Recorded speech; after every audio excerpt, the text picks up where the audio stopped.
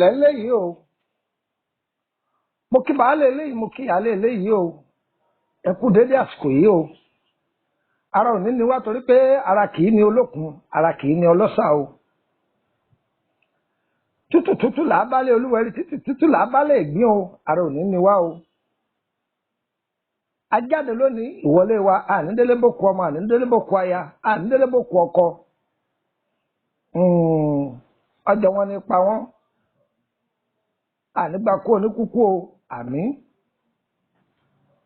ẹ wá nǹkan fìdílé tàbí kẹfìdílé nǹkan kájọ kọ́gbọ́n látara Awusa eléyìí jẹ́ part 2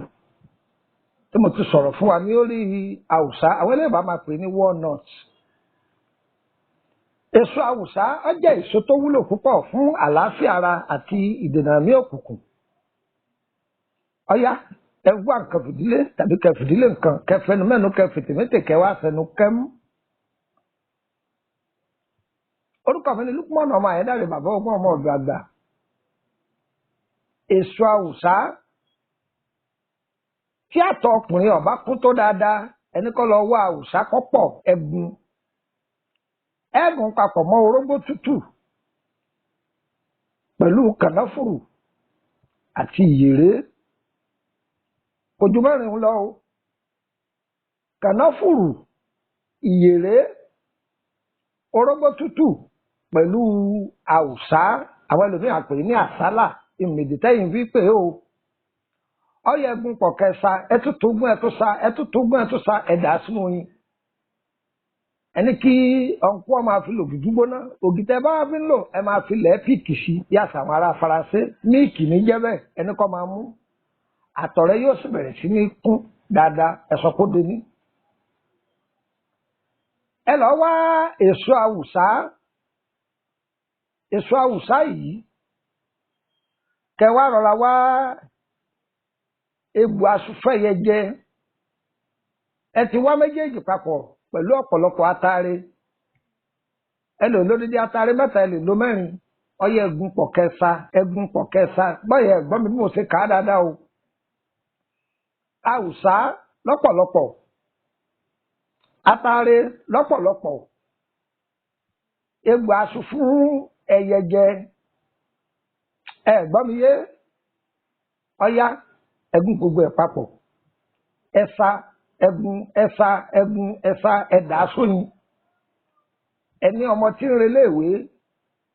ẹni kọ́ máa fi mu òjòjú gbóná tàbí kí wọ́n máa la nínú oyin a máa jẹ́ kí làákàyè ọmọ èkì ọmọ adọ́gba àgbàlagbà náà lè lò làákàyè rẹ̀ yóò máa gòkè àgbà sí yóò sì mú lẹ́nu dáadáa ó di mélòó ó di méjì. Tí a bá ní ìtọ̀ ṣúgà tí a bá ń jẹ Awusa dáadáa tí sì mu omi sí tí a mọ̀ pé Awusa jẹ́ èso kan tó jẹ́ pé tí a bá mu omi sí a máa korò gbìyànjú kó rí pọ̀ ń jẹ́ dáadáa kó máa mu omi sí kì í jẹ́ kẹ́dà onítọ̀ ṣúgà bí a bá nítọ̀ ṣúgà gan yóò gbìyànjú àti jẹ́ pé kó di ikù kó kúrò nínú ara tó bá ń jẹ́ dáadáa. Kódà tí a bá ń jẹ tàbí ọba lọ wá Awusa yìí tó pọ̀ dáadáa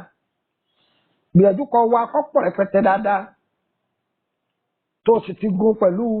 ìyèré pẹ̀lú kànáfùrù ọyẹ ẹ̀sà ẹ̀jẹ̀ gbẹ dáadáa. Ìyá mi gbẹrẹ fútọ́ wà ń ẹ máa fi lògì gbígbóná ọ̀dà abẹ́ni tó ní ẹ̀jẹ̀ ríru tàbẹ́ni tó ní ìtọ̀ ṣúgà tẹ bá ń lò ó kódà bọ́ bá ń lò ó bí Ọlọ́run fi àlùbáríkà sí lára tó a máa dènà àrùn kánsà kì í jẹ́ kéèyàn ó ní àrùn kánsà kódà ẹni tó bá ti ní gan tí bá ń lò yọ ràn lọ́wọ́ kó lè tètè gbọ́ wíwò kó sì lè tètè sàn. Èso Awusa tá ń pè ní àsálà gbìyànjú kan wá èso yìí dáadáa o ó ti wá èso yìí ọyá wá èpo ọ̀bọ̀ kó gún pẹ̀lú rẹ̀ ọ wàá fi ọ̀sẹ̀ kó bí wọ́n bá ń bínú rẹ̀ epo ọ̀bọ wà mẹ́ o gbìyànjú kọ́ máa wé ọṣẹ yìí bí àwọn abínú ẹni bá ń bínú rẹ̀ tó bá wà láwùjọ bí wọ́n bá táwọn èèyàn bú pọ̀ tó bá ń lò ó rí i pé ìyàtọ̀ gidi yọba tó wá gbọ́ o òun nìkan pa ní í ṣe o tí a bá ń lò ó bí wọ́n bá náwó àdábọ̀ fún ọ kò ní ṣiṣẹ́ tá a bá gun bẹ́ẹ̀ tó táwọn àgbàlagbà bá pa á pọ̀ àsálà lásán pẹ̀lú èpo ọ̀bọ̀ kẹfọ́sẹ́kọ kẹ́mi fọwọ́ tàbí kẹ́mi fọnú gbá yín àgbà náà ò ní wọbẹ̀ ẹlẹ́sẹ̀ ẹbú ò ní wọbẹ̀ kódà kì í fún oògùn burúkú láàyè kó ṣiṣẹ́ kódà a máa ṣe tùràrí rẹ̀ ẹ fẹ́ gbọ́ ìrìn jùlẹ̀ odìjọ́gbìn ọjọ́ rẹ̀ tùràrí rẹ̀ dáa pọ̀ tó bá ń fi lọ́wọ́ ibi báwọn ọkà bá pọ̀ nulẹ̀ wọ́n máa tú jáde ni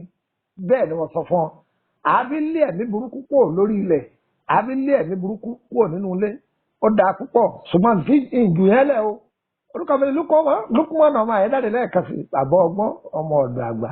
+2348032983298 +2348032983298 gbàkan sí +2348133155111 +234808133155111